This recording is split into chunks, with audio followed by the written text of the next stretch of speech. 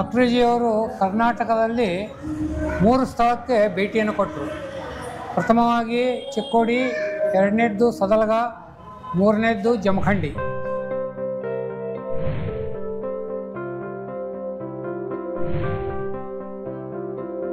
ನಮಸ್ಕಾರ ವೀಕ್ಷಕರೇ, ನಾವಿವತ್ತು ಜಮಖಂಡಿ ನಗರದ ಐತಿಹಾಸಿಕ ಸ್ಥಳ ಹನುಮಾನ್ ದೇವಸ್ಥಾನದಲ್ಲಿದ್ದೀವಿ. ಸಂಘ ಶತಮಾನೋತ್ಸವದ ನಿಮಿತ್ತವಾಗಿ ಡಾಕ್ಟರ್ ಹೆಡ್ಗೆ ಅವರವರು ಬಂದು ಹೋಗಿರುವಂಥ ಸ್ಥಳ ಇದು.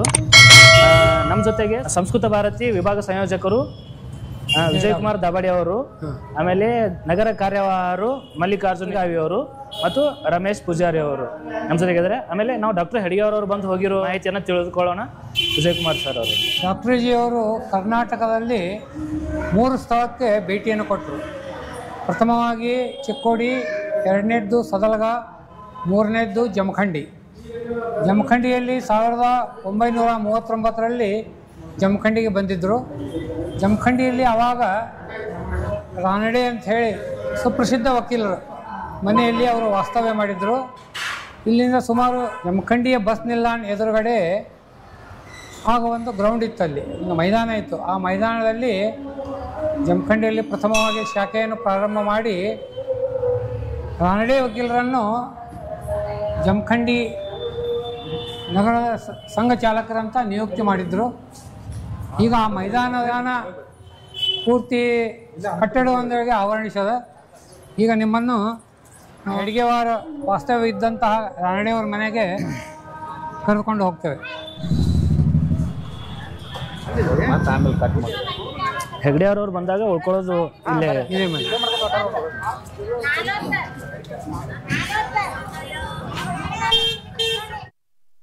ಜಮಖಂಡಿ ಇದೊಂದು ಪಟವರ್ಧನ ಮಹಾರಾಜರ ಸಂಸ್ಥಾನವಿತ್ತು. ಇಲ್ಲಿ ಪರಶುರಾಮ್ ಭಾವುರಾವ್ ಅಂತ ಹೇಳಿ ಒಬ್ಬ ಅರಸರಾಗಿ ಹೋದರು ರಾಜರು. ಅದರಂತೆ ಸರ್ಕಾರದಲ್ಲಿ ವಿಲೀನವಾದಂತಹ ಪ್ರಥಮ ಸಂಸ್ಥಾನ ಜಮಖಂಡಿ. ಹೀಗಾಗಿ ಇದು ಪಟವರ್ಧನ ಸಂಸ್ಥಾನ ಅಂತ ಕರೆಯಲ್ಪಡ್ತಿತ್ತು. ಈ ಪಟವರ್ಧನ ಸಂಸ್ಥಾನ ಜಮಖಂಡಿಯಲ್ಲಿ ರಾನಡೆ ವಕೀಲರು ಇದ್ದರು. ರಾನಡೆ ಇದು ಎಲ್ಲ ಪೂರ್ತಿ ಇದಕ್ಕೆ ರಾನಡೆ ವಾಡ ಅಂತ ಕರಿತಿದ್ರು ಮೊದಲು. ಇದೆಲ್ಲ ಪೂರ್ತಿ ಅಲ್ಲಿಂದ ಹಿಡಿದು ಇಲ್ಲಿವರೆಗೆಲ್ಲ ಪೂರ್ತಿ ರಾನಡೆ ವಾಡ ಇತ್ತು. ಇವಾಗ ಅದು ಬೇರೆ ಬೇರೆ ಕಟ್ಟಡಗಳು ನಿರ್ಮಾಣ ಆಗಿ ಮೊದಲನೇ ವಾಡ ಎಲ್ಲ ಹೋಗಿದೆ. ಈಗ ಇದೇ ಈ ಮನೆಯಲ್ಲಿ ಪರಮ ಪೂಜ್ಯ ಡಾಕ್ಟರ್ ಜಿಯವರು ವಾಸ್ತವ್ಯ ಮಾಡಿದಂಥ ಮನೆ ಇದು. ರಾನಡೆ ವಕೀಲರು. ರಾನಡೆ ವಕೀಲರಿಗೆ ಒಬ್ಬರು ಮಗಳಿದ್ಲು, ಅವು ಪ್ರಭಾತಾಯಿ ಅಪ್ಟೆ ಅಂತಂಥೇಳಿ. ಇಲ್ಲಿ ಜಮಖಂಡಿಯಲ್ಲಿಯೇ ಪ್ರಭಾತಾಯಿ ಅಪ್ಟೆ ಅಂತ ಅವ್ರದ್ದೊಂದು ಅಪ್ಟೆ ಅಂತ ಹೇಳಿ ದೊಡ್ಡ ಒಂದು ಶಿಕ್ಷಣ ಸಂಸ್ಥೆ ಇದೆ. ಗುರುದೇವ ರಾನಡೆ ಶಿಕ್ಷಣ ಮೆಮೋರಿಯಲ್ ಅಂಥೇಳಿ ಒಂದು ದೊಡ್ಡ ಶಿಕ್ಷಣ ಸಂಸ್ಥೆ ಇದೆ. ಆ ಶಿಕ್ಷಣ ಸಂಸ್ಥೆಯನ್ನು ಪ್ರಾರಂಭ ಮಾಡಿದ್ದು ಪ್ರಭಾತಾಯಿ ಅಪ್ಟೆ ಅವರು. ಅದರಂತೆ ಜಮಖಂಡಿಯಲ್ಲಿ 1939ಕ್ಕೆ ಡಾಕ್ಟರ್ ಜಿಯವರು ಬಂದಾಗ ವಾಸ್ತವ್ಯ ಇದ್ದಂಥ ಮನೆ ರಾನಡೆಯವರ ಮನೆ. ಇದೇ ರಾನಡೆಯವರ ಮನೆ. ಅನಂತರ ಇಲ್ಲಿ ಸಂಘ ತೆಗೆದುಕೊಂಡು ಹೋಗಿದ್ದು ಬಾಲಚಂದ್ರ ಪೆಂಚೆ ಅಂತಂಥೇಳಿ.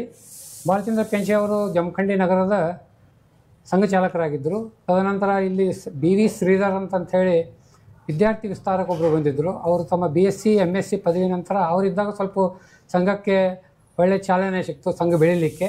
ತದನಂತರ ವಿನಾಯಕ್ ಪಾರ್ಗಾಂವ್ಕರ್ ಅಂತಂಥೇಳಿ ಅವರು ತಾಲೂಕಾ ಕಾರ್ಯವಾಹ ಆಗಿದ್ದರು. ಅದರಂತೆ ವಿನಾಯಕ್ ಶಿರೋಳ್ಕರ್ ಈಗ ಸುಮಾರು ಜನರು ಸಂಘಕ್ಕಾಗಿ ಆವಾಗ ತಮ್ಮ ಯೋಗದಾನವನ್ನು ನೀಡಿದ್ದಾರೆ. ಡಾಕ್ಟರ್ ಜಿ ಅವ್ರು ಬಂದಾಗ ಶಾಖೆ ಎಲ್ಲಿ ನಡೀತಿತ್ತು? ಆಮೇಲೆ ಅವಾಗ ಎಷ್ಟು ಜನ ಸ್ವಯಂ ಸೇವಕರಿದ್ದರು? ಡಾಕ್ಟರ್ ಜಿ ಜಮಖಂಡಿಗೆ 1939ರಲ್ಲಿ ಬಂದಾಗ ಈ ನಮ್ಮದು ಬಸ್ ಸ್ಟ್ಯಾಂಡ್ ಇದೆ. ಬಸ್ ಸ್ಟ್ಯಾಂಡ್ ಎದುರುಗಡೆ ಒಂದು ಮೈದಾನ ಇತ್ತು. ಈಗ ಅಲ್ಲಿ ಮೈದಾನ ಇಲ್ಲ. ಅಲ್ಲೆಲ್ಲ ಸುಮಾರು ಕಟ್ಟಡಗಳ ನಿರ್ಮಾಣ ಆಗಿಬಿಟ್ಟವು. ಪ್ರಥಮವಾಗಿ ಶಾಖೆ ಪ್ರಾರಂಭ ಆಗಿದ್ದು ಅಲ್ಲಿಯೇ.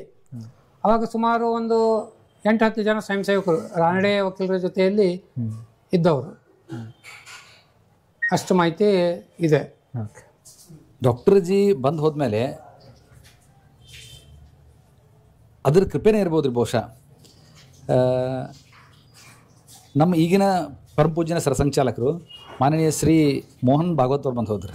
ಅದಕ್ಕೆ ಕಾರಣ ಅಂತ ಹೇಳಿದ್ರೆ ನಮ್ಮ ತಾಲೂಕಿನ ಇಬ್ಬರು ಸ್ವಯಂ ಸೇವಕರು ಒಂದು ಪ್ರಾಂತೀಯ ಬೇಟಕ್ದಾಗ ಅವ್ರನ್ನ ವೈಯಕ್ತಿಕ ಭೇಟಿಯಾಗಿ ನೀವು ಜಮಖಂಡಿಗೆ ಬರಬೇಕು ಅಂತ ಅವರಲ್ಲಿ ವಿನಂತಿ ಮಾಡಿಕೊಂಡಾಗ ನೀವು ಒಂದು ಗುರಿ ಕೊಟ್ಟವ್ರಿಗೆ ನಿಮ್ಮ ತಾಲೂಕಿನಾಗ ಎಷ್ಟು ಶಾಖೆ ಆದ್ರೆ ನಾನು ನಿಮ್ಮ ಊರಿಗೆ ಬರ್ತೀನಪ್ಪ ಅಂತ ಹೇಳಿದ್ರು. ಆ ಪ್ರಕಾರ ನಮ್ಮ ಇಡೀ ತಾಲೂಕಿನ ಟೀಮ್ ಶ್ರಮ ಹಾಕಿ ಪ್ರಯತ್ನ ಮಾಡಿ ಹಗಲಿರುಳು ಓಡಾಡಿ ಸಂಪರ್ಕ ಮಾಡಿ ಪರಮ ಪೂಜ್ಯನ ಸರಸಂಚಾಲಕರು ಕೊಟ್ಟಿರತಕ್ಕಂಥ ಶಾಖೆಯ ಗುರಿಯನ್ನು ದಾಟಿದ್ರ ಪರಿಣಾಮವಾಗಿ 2012ರಾಗ ಇವತ್ತಿನ ಪರಮ ಪೂಜ್ಯ ಸರಸಂಚಾಲಕರು ಜಮಖಂಡಿಗೆ ಬರುವಂಗಾಗಿತ್ತು ಇವತ್ತು. ಮತ್ತು ಬಹುಶಃ ಡಾಕ್ಟರ್ ಜಿಯವರು ಬಂದು ಹೋಗಿರೋ ಮಹಿಮೆ ಏನೋ ಗೊತ್ತಿಲ್ಲ, ಒಂದಷ್ಟು ಇತಿಹಾಸಗಳು ಜಮಖಂಡಿ ತಾಲೂಕಿನ ನಿರ್ಮಾಣ ಆಗ್ಯಾವ್ರಿ. ಉದಾಹರಣೆ ಹೇಳ್ಬೇಕಂದ್ರೆ ನಮ್ಮ ಮಲ್ಲಿಕಾರ್ಜುನ ಇಂಗ್ಳಗಾವಿಯವರು ನಗರ ಕಾರ್ಯವಾಹ ಇದ್ದಾಗ ಒಂದು ಪ್ರಯತ್ನ ಮಾಡಿದರು. ಒಂದು ವಿಸ್ತಾರಕ್ಕೆ ಯೋಜನೆ ಮಾಡಿ ಸುಮಾರು 45 ಶಾಖೆಗಳನ್ನು ಗುರುತಿಸಿ 45 ಜನ ಮುಖ್ಯ ಶಿಕ್ಷಕರನ್ನು ಗುರುತಿಸಿ ಆ ಎಲ್ಲ ಶಾಖೆಗಳಿಗೂ ತಂಡಗಳ ರಚನೆ ಮಾಡಿದಾಗ ಸುಮಾರು ದಿನಗಳ ಕಾಲ 45 ಶಾಖೆಗಳು ನಡೆದಿರೋದು ಇವತ್ತಿಗೂ ಕರ್ನಾಟಕದಾಗ ಒಂದು ದಾಖಲೆ ಅಂತ ಹೇಳ್ಬೋದು. ಇನ್ನು 2000 ಹುಬ್ಬಳ್ಳಿಯೊಳಗೆ ಒಂದು ಶಕ್ತಿ ಸಂಗಮ ಅಂತ ಆಗಿತ್ತು ರೀ. ಆ ಕಾರ್ಯಕ್ರಮದಾಗ ಒಂದೇ ಒಂದು ಸಣ್ಣ ಗ್ರಾಮದಿಂದ 250ಕ್ಕೂ ಅಧಿಕ ಸ್ವಯಂ ಸೇವಕರು ಗಣವೇಶದಾಗ ಆ 3 ದಿನದ ವರ್ಗದಾಗ ಭಾಗವಹಿಸಿರೋದು ಒಂದು ಇತಿಹಾಸ. ಬಹುಶಃ ಇಷ್ಟೆಲ್ಲ ಐತಿಹಾಸಿಕ ಘಟನೆ ಆಗ್ಲಿಕ್ಕೆ ಕಾರಣ ಜಮಖಂಡಿಗೆ ಡಾಕ್ಟರ್ ಜಿ ಬಂದು ಹೋಗಿರೋದು ಆಗಿರಬಹುದು ಅಂತ ನನ್ನ ನಂಬಿಕೆ. ಜಂಬಿಗಿ ಅಂತೇಳಿ, ಜಂಬಿಗಿ ಬೀಗ ಅಂಥೇಳಿ ಕೃಷ್ಣಾ ನದಿಯ ಎಡದಂಡಿಗೆ ಐತ್ರಿ. ಕೃಷ್ಣೆ ಪೂರ್ವಕ್ಕೆ ಮುಖ ಮಾಡಿ ಹರಿತಾಳ, ಅದ್ರ ಎಡದಂಡೆಗೆ ಜಂಬಿಗೆ ಐತಿ. ಅಲ್ಲಿ ಒಂದು ಈ ಥರದ ಐತಿಹಾಸಿಕ ಒಂದು ಇದಕ್ಕೆ ಕಾರಣ ಐತ್ರಿ. ಡಾಕ್ಟರ್ ಜಿಯವರು ಮೊದಲನೇ ಬಾರಿ ಜಮಖಂಡಿ ಬಂದಾಗ ವಿಜಯ್ ಜಿಯವರು ಹೇಳಿದಂಥ ಮಾತಿನ ಪ್ರಕಾರ ಅವತ್ತು ಒಂದು ಶಾಖೆ ಇತ್ತು, 10ರಿಂದ 12 ಜನ ಸ್ವಯಂ ಸೇವಕರು ಮಾತ್ರ ಇದ್ದರು ಜಮಖಂಡಿ ನಗರದಲ್ಲಿ. ಈಗ ನಾವು 11ನೇ ತಾರೀಕು ಸಂಚಲನ ಮಾಡ್ಕೊಂತೀವಿ. ಇವತ್ತು ನಮ್ಮ ಸ್ವಯಂ ಸೇವಕರ ಗಣವೇಶಧಾರಗಳ ಸಂಖ್ಯೆ ಬೃಹತ್ ಹೆಮ್ಮರವಾಗಿ ಬೆಳೆದು 10,000 ಸ್ವಯಂ ಸೇವಕರ ಸಂಚಲನ ಮಾಡುವಷ್ಟು ನಾವು ಸಶಕ್ತ ಆಗೈತಿ ಜಮಖಂಡಿ ನಗರ. ಮತ್ತು ಆ ರೀತಿ ನಮ್ಮ ನಗರ ಈಗ ಸಂಘದ ರೀತಿಯಲ್ಲಿ ಬೆಳೆದಿದೆ.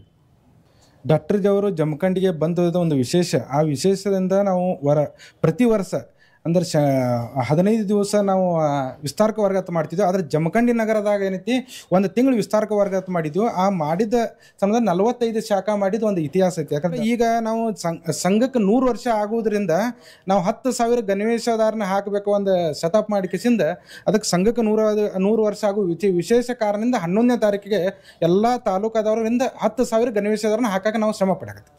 ಅದರಂತೆ ಈ ಒಂದು ಶತಮಾನೋತ್ಸವದ ನಿಮಿತ್ತವಾಗಿ ಇಡೀ ದೇಶಾದ್ಯಂತ ಎಲ್ಲ ಕಡೆ ವಿವಿಧ ಕಾರ್ಯಕ್ರಮಗಳು ನಡೀತಾ ಇವೆ. ಪಂಚತಂತ್ರ ಅಂತ ಹೇಳಿ ಕಾರ್ಯಕ್ರಮ.